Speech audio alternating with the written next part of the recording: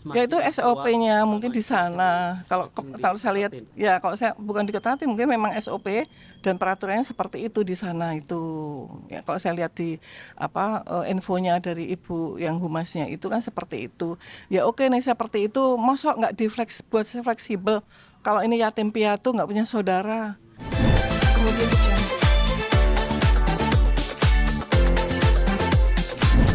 hanya ayah ibu kandung Iya, tapi adik kata Bang, anak.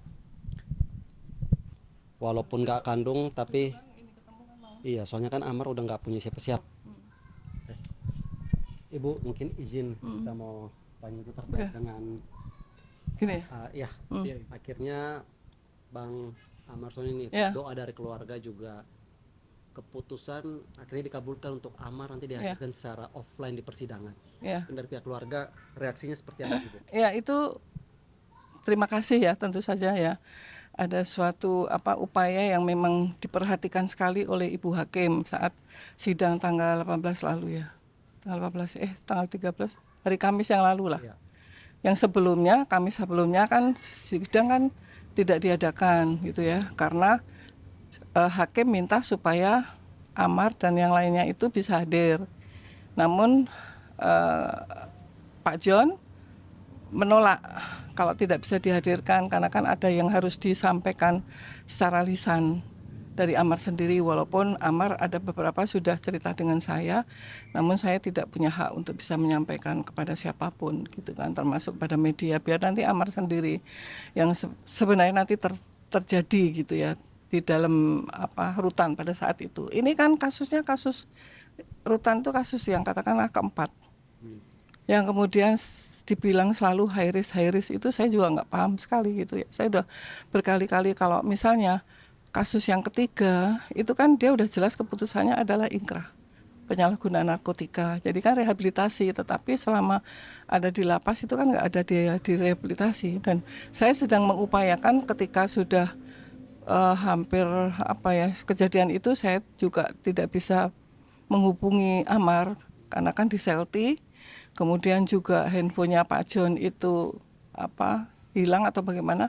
Jadi saya lost contact pada saat itu. Jadi setelah Amar dari Selti kemudian masuk rutan lagi, dipindah ke narkotika dan pindah lagi ke Cipinang. Nah pada saat itulah baru saya bisa menghubungi, kemudian Dr. Lia juga menghubungi saya. Nah saya sudah merencanakan memang akan memberikan pendampingan lah, paling tidak itu konseling buat Amar. Nah setelah saya bisa ke Cipinang, saya lihat kondisinya sudah bagus gitu. Tetapi kenapa itu dibilang sebagai high risk kalau yang ketiga? Nah, sekarang yang keempat nih. Kalau yang keempat ini high risk, kan keputusannya belum. Masih proses sidang. Dan sidang aja baru sampai kepada eksepsi dari PH-nya Amar, kemudian ditolak oleh dakwa, dan dakwa kemarin menyampaikan bahwa eksepsinya semua tidak diterima dan akan menghadirkan saksi-saksi dari JPU. Kemudian hakim minta supaya dihadirkanlah Amar dan teman yang lainnya itu.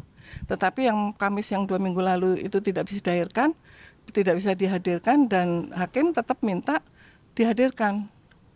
Dan pada saat 2 minggu yang lalu Pak John sendiri sebagai PH-nya minta supaya kirim suratlah ke Pak Yusril sebagai Profesor Yusril sebagai Menko membawahi hukum ya kan hak asasi manusia dan IMIPAS, dan juga menyarankan supaya JPU mengirimkan juga ke ini Menteri IMIPAS yang mengirimkan Amar ke Nusa Kambangan agar supaya ada efek jera dan kapok. Itu ya saya nggak ngerti itu. Saya itu mendampingi kemudian menjadi konseling untuk narkoba itu sejak tahun 1998 ya.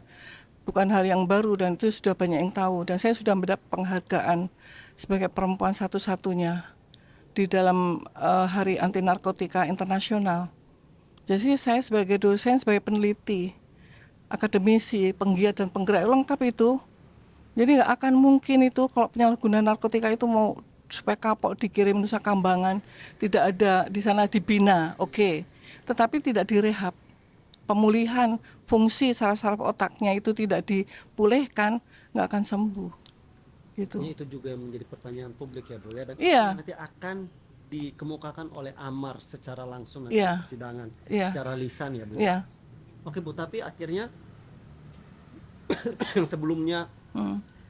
ditolak oleh Ditjen Pas dan akhirnya sekarang Amar sudah berhasil dan maksudnya sudah disetujuin untuk hadir nanti secara offline. Mungkin nanti prosesnya seperti apa deh Bu? Apakah hanya sementara Ya, di kalau Cipinang terus dibawa lagi gini, ke sana? kalau infonya dari Humas itu Ibu siapa itu kan ini sementara dipinjamkan. Oh dipinjamkan ini Bu? Ya, sementara aja selama sidang. Nanti juga mungkin akan dikembalikan ke Nusa Kambangan karena masih yang disebut high risk itu. Gitu loh. Saya kan juga melihat info-infonya itu kan yang high risk itu. Nah, ini yang high risknya itu di mana gitu loh, yang bawa puluhan kilogram itu kenapa tidak dikirim ke NK Nusa Kambangan, tidak dijadikan sebagai high risk. Amar ini kan sudah Pak Dirjen sendiri, Dirjen Lapas menyampaikan bahwa Amar ini di kamarnya ditemukan satu linting loh itu.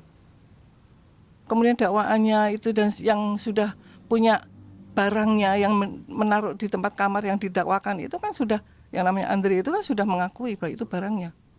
Gitu. Itu yang saya juga nggak habis pikir gitu. Kemudian sekarang Amar sudah di Jakarta nih, udah di Cipinang kan, di kelas 2A narkotika. Itu kan juga yang boleh. Pak Jan sudah info ke saya, ke Dokter Lia juga udah info kan, kami ada grup ke Adit juga bahwa yang boleh menengok ke sana adalah PH-nya dengan ada surat kuasa, kemudian orang tua, kemudian adik kandung, anak kandung, istri. Lah Amar ini nggak punya orang tua loh, yatim piatu. Sejak dia umur 10 tahun tuh nggak punya ibu. 2023 di penjara, ayah meninggal. Dia adiknya hanya 2, Adik sama Panji. Nah selama ini dia itu kan yang mengeluh segala macam dengan saya sebagai ibu angkat saya. Yang mengurus selama ada di rutan itu hanya Dokter Lia. Mengurus makannya, pakaian, segala macam kebutuhan selama ada di rutan itu hanya Dokter Lia gitu loh. Nah adiknya Adit, Panji berdua itu saja. Dan Adit juga kan pasti ada kegiatan yang lain, karena kan tidak di Jakarta, dia kan ada juga kegiatan di Solo dan kemarin barusan pulang juga dari luar negeri karena ya pekerjaannya gitu. Nah ini yang hal-hal seperti ini gitu. Sekarang kalau ibunya udah yatim piatu dia itu, Nah, teman juga udah nggak punya, teman udah pada minggir semua. menurut Ibu apa sih yang membuat akhirnya persyaratan ini kok semakin Ya itu diperkuat, SOP-nya mungkin di semakin sana. Kalau saya lihat, diketatkan? ya kalau saya bukan diketahui, mungkin memang SOP dan peraturannya seperti itu di sana itu.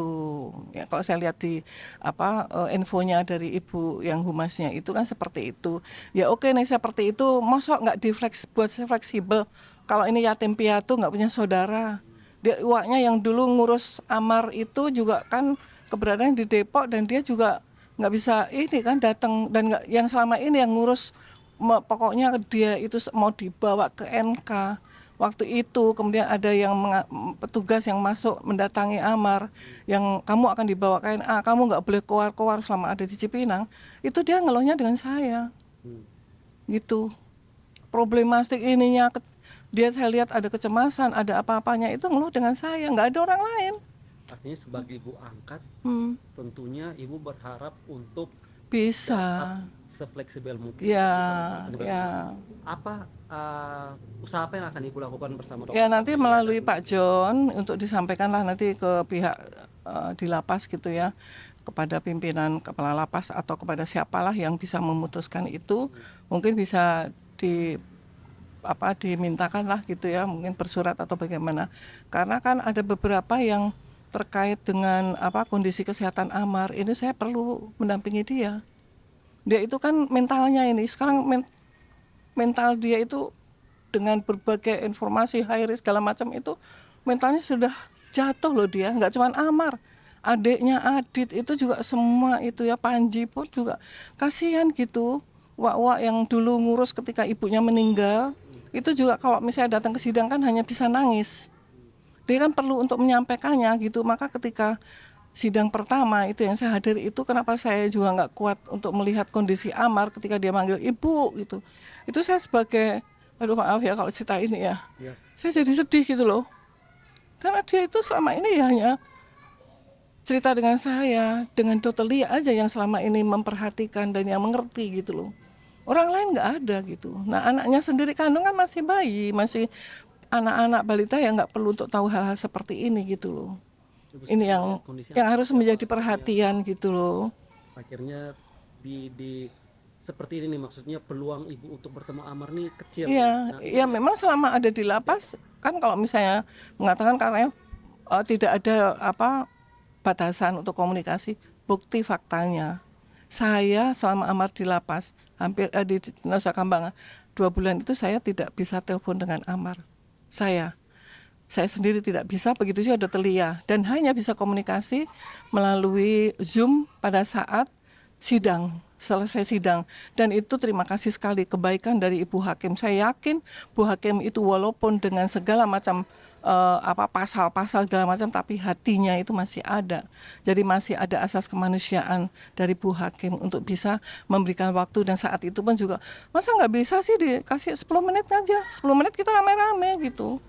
Dan ini perlu saya kan untuk melihat kondisi kesehatan dia, mentalnya dia, kejiwaan ini, karena harus diperiksa itu, MR itu. mungkin